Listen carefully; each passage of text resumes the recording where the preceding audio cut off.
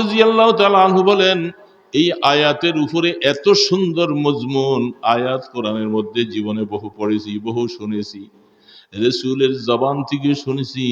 এই মুহূর্তে এত সুন্দর মজমুন এটার উপরে আমি ওমরও কোনোদিন চিন্তা করতে পারি নাই।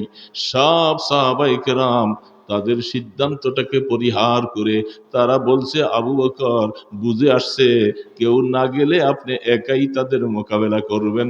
না না, আমরা পিছনে থাকবো না, আমরা আপনার সাথী হইয়া এই সমস্ত মুরতাদ ইহুদি নাসারাদের মোকাবেলা করব। তার নাম হলেন সিদ্দিক আকবর। ইমানের পাওয়ার কত, ইমান কত বড় পাওয়ারফুল সিদ্দিক আকবর। এখনো আমাদের জামানায় ইমানদার মুসলমান সিদ্দিক আকবরের মতো সেই দিন ওহী আসবে না। আমাদের সামনে এখন আমেরিকার শক্তি, রাশিয়ার শক্তি, সবচেয়ে বড় ভারতের শক্তি আমাদেরকে ঘায়েল করবে, আমাদের উপরে হুঙ্কার দেয়, আমাদের স্বাধীনতা নষ্ট করে ফেলবে, বিভিন্ন রকমের কথা তারা বলতে শুরু করেছে। আর ইমানদার মুসলমান যদি ইমানটাকে মজবুত করে আল্লাহর জাতের উপরে ভরসা করে, নাই নাই আমাদের কাছে কিছু নাই, যদি হুঙ্কার দিয়ে লিল্লাহে তাকবীরের ধ্বনি দিয়া যদি সামনে দাঁড়িয়ে যেতে পারো, এই কাফের মুশরিক তারা কুকুরের মতো পালাইতে বাধ্য হবে।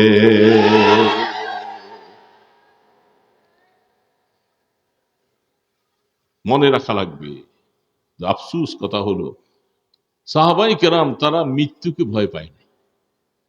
খালিদ বিন ওলীদ রাদিয়াল্লাহু তাআলা আনহুকে জিজ্ঞাসা করলো, খালিদ, এতগুলি কাফের মুশরিকের বিরুদ্ধে তুমি একা এইভাবে লড়লা কিভাবে?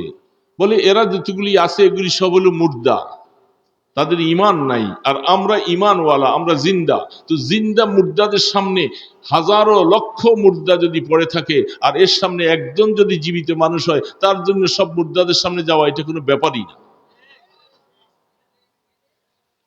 তারা মুরতাদ, তারা কাফের, তারা মুশরিক, তারা মূর্তি পূজারী।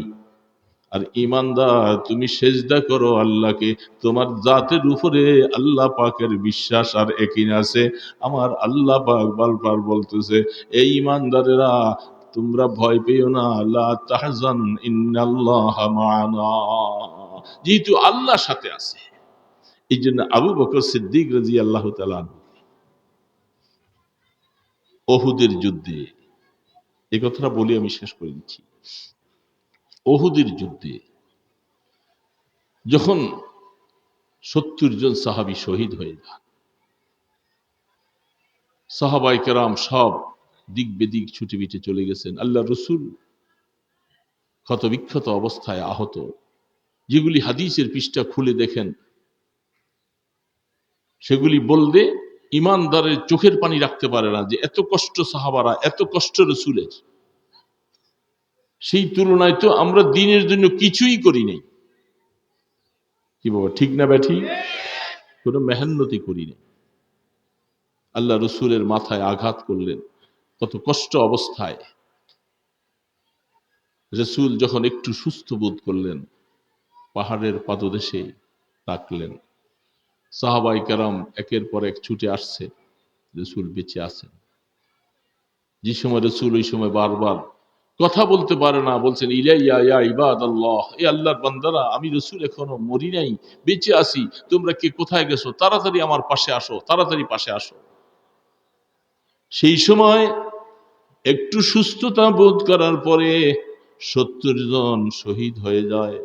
আবু বকর সিদ্দিক রাদিয়াল্লাহু তাআলা আনহু আল্লাহর পয়গম্বরের এই অবস্থা দেখে নিজকে সহ্য করতে পারে না, কলিজাটা ফেটে যায়, চোখের পানি জার জার করে পড়তেছে। আবু বকর সিদ্দিক রাদিয়াল্লাহু তাআলা আনহু তিনি তরবারি নিয়া আল্লাহর পয়গম্বরের সামনে দাঁড়াইয়া মজবুতির সাথে বলতেছেন, আমি আবু বকর এই জীবন রাখতে চাই না। আমার রসুলকে যারা এইভাবে রক্তাক্ত করেছে, আমার ভাইদেরকে শহীদ করেছে, আমি আবু বকর তাদের মোকাবেলা যে আমিও শহীদ হয়ে যাব, আমিও শহীদ হয়ে যাব। আবু বকর সিদ্দিক রাদিয়াল্লাহু তাআলা যখন তরবারি নিয়া যখন মিয়ান থেকে খাপের থেকে তরবারি বের করে এইভাবে উনি ছুটছে, বাইর হয়ে যাবে। রাহমতে দো আলম খপ করে আবু বকরের হাতের মধ্যে ধরেছেন। আবু বকর শিম সাইফাক লা তুফজিনা বিনাফসিক, আল্লাহ রসুল বলতেছে আবু বকর তরবারিটা খাফের মধ্যে ঢুকাইয়া দাও।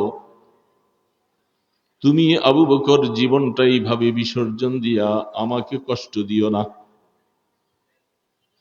তুমি যদি শহীদ হয়ে যাও আমি বরদাস্ত করতে পারবো না রে আবু বকর। আবু বকর তরবারিটা খাপের মধ্যে ঢুকাও। রসুল হাতে ধরে আবু বকরকে নিষেধ করেছেন, ক্ষান্ত হও আবু বকর। রসুল যখন আবু বকর হাতে ধরে ফেলছেন, আবু বকর ঠান্ডা হয়ে গেছে, ঠান্ডা হয়ে গেছে। রসুল আমাকে জেহাদে যেতে, শহীদ হতে আমাকে বারণ করছে।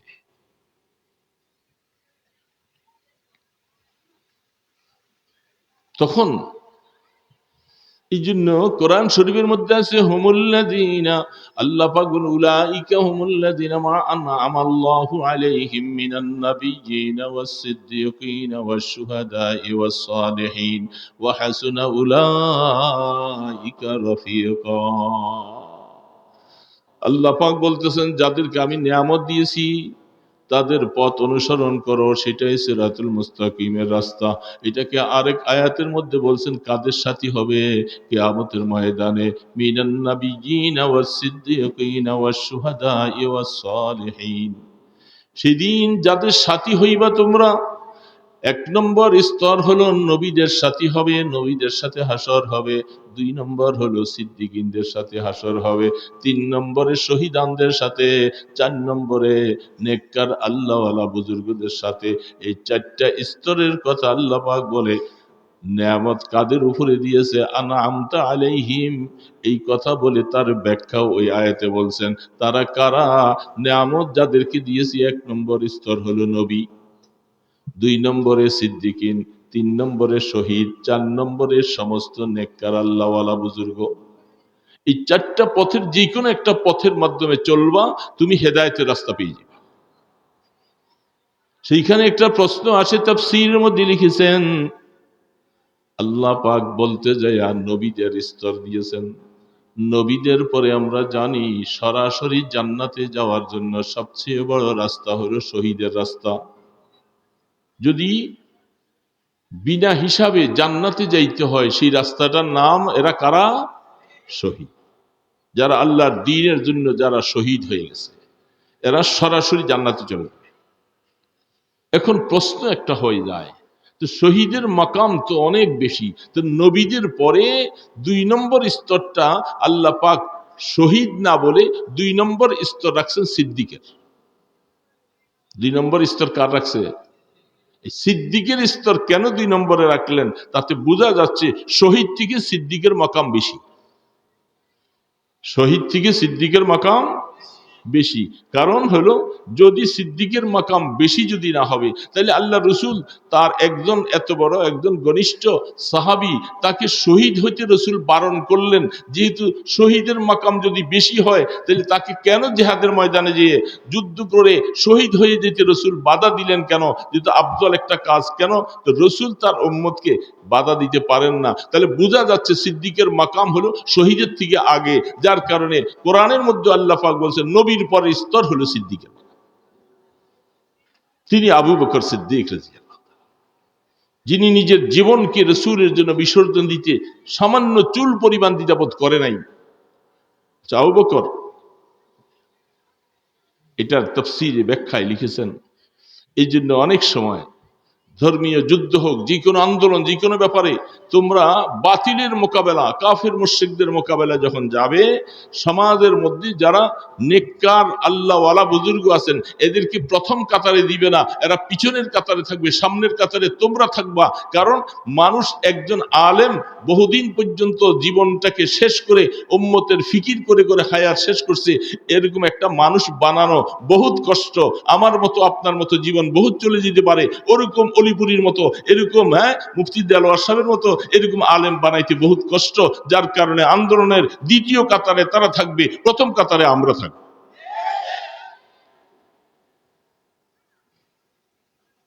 রাসূল করিম সাল্লাল্লাহু আলাইহি সাল্লাম এই জন্যই আবু বকর সিদ্দিক রাদিয়াল্লাহু তাআলা আনহুকে এইভাবে পিছনে রাখছে। নাহলে শহীদের মকাম বেশি হতো না, আবু বকরকে শহীদ হতে কি আল্লাহ পাক দেন না? তাই রাস্তা চারটা, নবীদের রাস্তা, সিদ্দিকের রাস্তা, শহীদদের রাস্তা, নেককার আল্লাহ ওয়ালাদের রাস্তা। এই চার রাস্তার যে কোনো রাস্তার মধ্যে যদি চলতে পারি আর তাদের সাথে মহব্বত আর ভালোবাসার সম্পর্ক রাখা দিতে পারে, কিয়ামতের ময়দানে তাদের সাথে হাসর নসিব। এই জন্য দোস্ত, সিরাতুল মুস্তাকিম, খুব কঠিনতম সময় আমাদের সামনে, কঠিনতম পরীক্ষা আসতেছে। গজওয়ায়ে হিন্দের কথা বহু আগেই রাসূল বলে গিয়েছিলেন, সেই প্রেক্ষাপটগুলি তৈরি হচ্ছে। আমরা মানুষ কম বাংলাদেশে, আমাদের অস্ত্র শস্ত্র নাই, কিছু নাই, কিন্তু আমার আল্লাহ পাকের উপরে ঈমান যত যত বেশি মজবুত করব, তত দেখবেন যে কাফের মুশরিকদের মস্তকগুলি থরথর করে কাঁপতে থাকবে। ঈমান, ঈমানের পাওয়ার।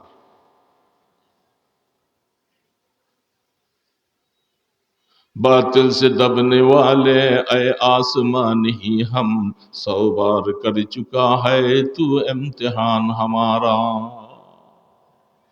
এই সমস্ত কাফির মুশরিকদের হুঙ্কারের দ্বারা আমরা কোনোদিন নড়ে যাব, ভয় পেয়ে যাব, তা হতে পারে না। বহুবার পরীক্ষা করেছো ইনশাআল্লাহ, আরেকবার পরীক্ষা আসলে আমরা পরীক্ষা টিকবো ইনশাআল্লাহ।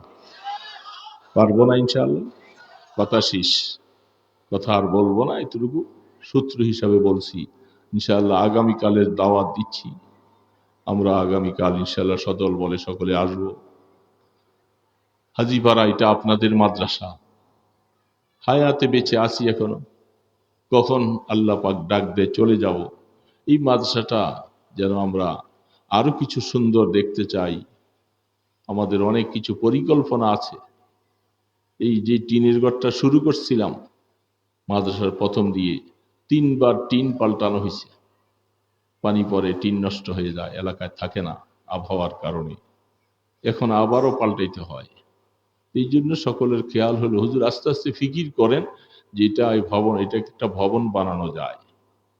আপনারা এই মানুষ সকলে যদি একটু অন্তর খুলে যদি আজকে দোয়া করে দেন, মনে হয় যে আল্লাহ পাক এটা ভবনের কাজ ধরা আমাদের জন্য সহজ করে দিবেন ইনশাআল্লাহ। সবাই বলুন আমিন। এত হাজার মানুষ, হাজার হাজার মানুষ, তাদের দোয়া বিফলে যাবে না।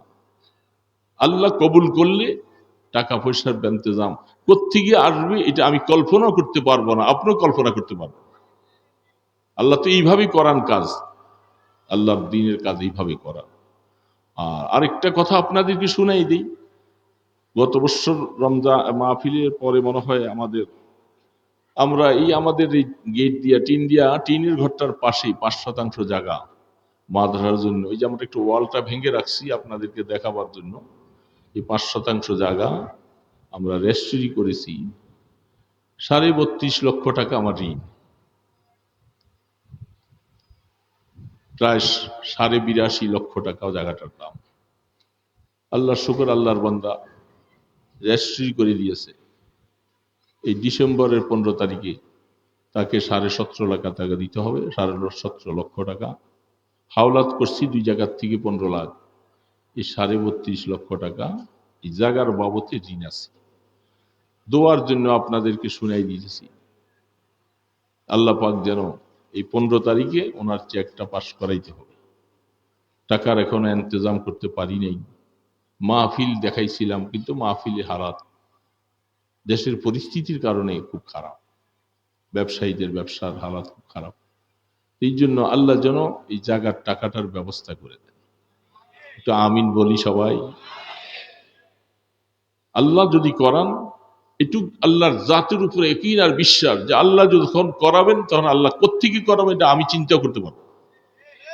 আল্লাহ যেন জায়গার টাকার ব্যবস্থা করে। তো ঠিক আছে, এখন যেহেতু আপনারা সব সময় মাদ্রাসায় এই সমস্ত ব্যাপারে আমরা খেয়াল আসি, জায়গার টাকার ব্যবস্থা হয়ে যায়। আর ভবনটার জন্য যেন খাস করে দোয়া করেন, নিয়ত করেন। আসলে তো নিয়ত করেছিলাম মাহফিলের পরে আমরা চিন্তা ভাবনা করব, যদি আল্লাহ আমাদের সেই হাউসলা তৌফিক দেয়, আমরা এই ঘরটা ভাঙ্গে কাজ করব। তো অনেক টাকার ব্যাপার, অনেক টাকার ব্যাপার। তো আল্লাহ পাক তিনি করে দেন। এই যা কিছু দেখতেছেন এগুলি তো মুসলমানদের টাকা, কোনো কাফের মুশরিকের টাকা না। আল্লাহ পাক মুসলমানদের টাকা দিয়ে মসজিদ হইছে, বিল্ডিং হইতেছে, ভবন হইতেছে। এই জন্য আপনারা সকলে খালেজ ভাবে দোয়া করবেন, আল্লাহ যেন মাদ্রাসার উস্তাদদের বেতন বাকি অনেক কিছু, বহু টাকা ঋণের অবস্থা, আমি বহু লক্ষ টাকা ঋণ। আমি এমন এক অবস্থার মধ্যে ছিলাম গত 1-1.5 মাস আগে, উস্তাদরা বাড়ি যাবে, তাদেরকে বাড়ি যাওয়ার ভাড়ার পয়সাটাও দিতে পারি না। 2 লক্ষ টাকা হাওলাত করে আমি দিছি। ওনারা বলে, হুজুর এটা কি দিব? আমি বলি, শুধু বাড়ির যাওয়ার ভাড়া, যেখানে 13.5 লক্ষ টাকা মাসে বেতন। আপনারা শুনলে তো খুশি হবেন যে এর লোক কেমনে চালাইতেছে। ওস্তাদদের বেতন মাসে 13.5 লক্ষ টাকা। এই জন্য বেতন বাকি, যাওয়ার ভাড়াটা দিছি। মাহফিল দেখাইছি, কিন্তু মাহফিল হালাত ভালো না। এই জন্য আমি আপনারা এখানে আল্লাহর বহু বান্দা আছে, বহু নেককার আছে, অন্তর খুলে যদি একটু দোয়া করে দেয় যে আল্লাহ মাদ্রাসার এই সমস্ত ঋণ শোধ করে দাও, জায়গাটার ঋণের ব্যবস্থা করে দাও, আল্লাহ তুমি এখানে ভবনের ব্যবস্থা করে দাও, আল্লাহ সব কিছু করে দিতে পারেন। পারেন কি পারেন?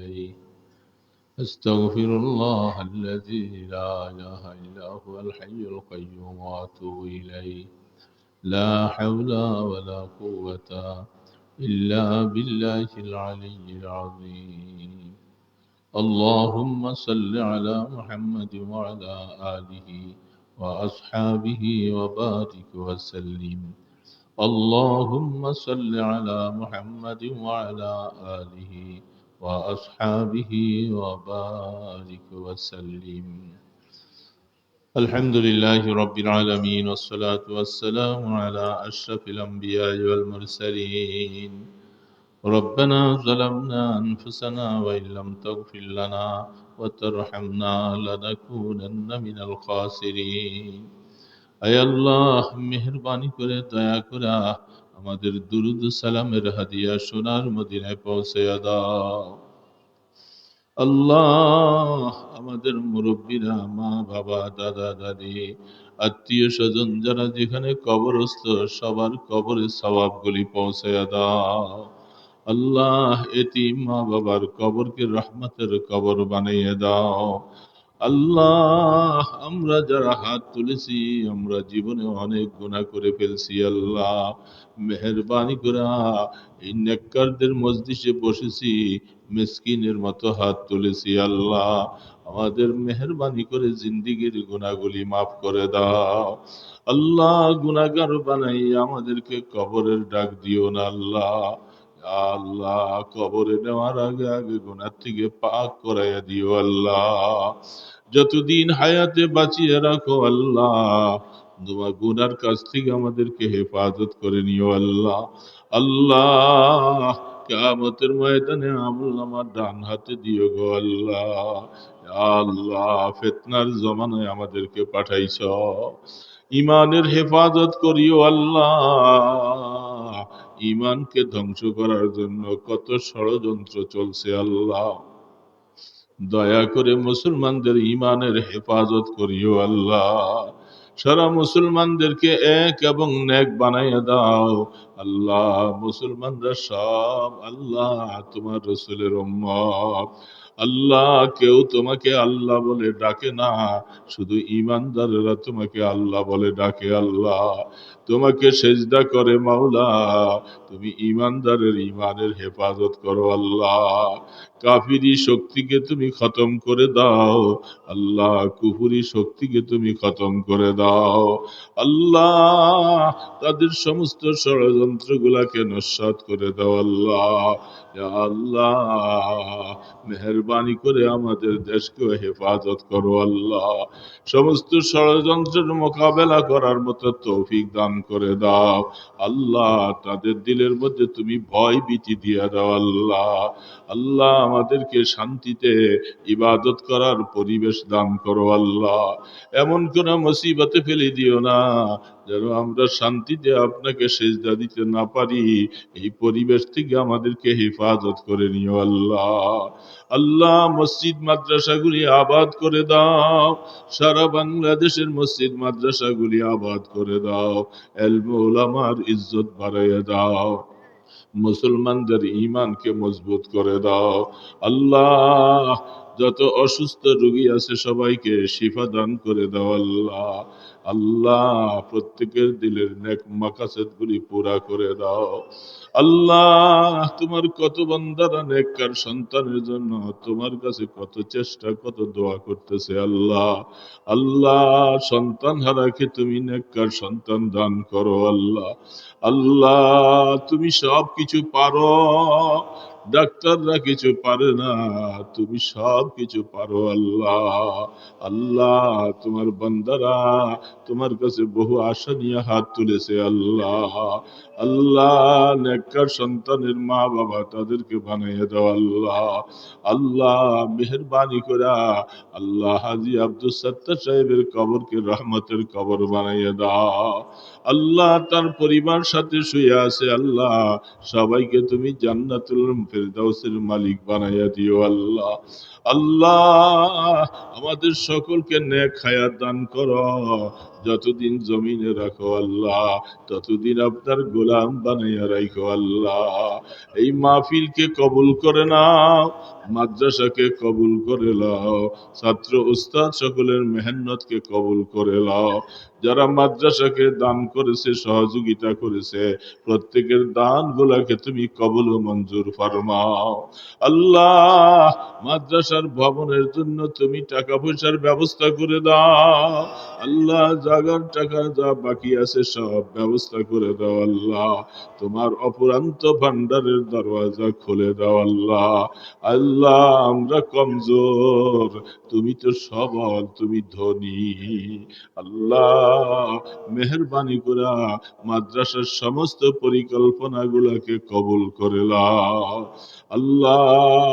এত বড় মজমা হাত তুলেছে আল্লাহ, তোমার যে বান্দাকে তোমার পছন্দ লাগে সেই বান্দার উসিলা সবার দোয়াগুলি কবুল করে নাও।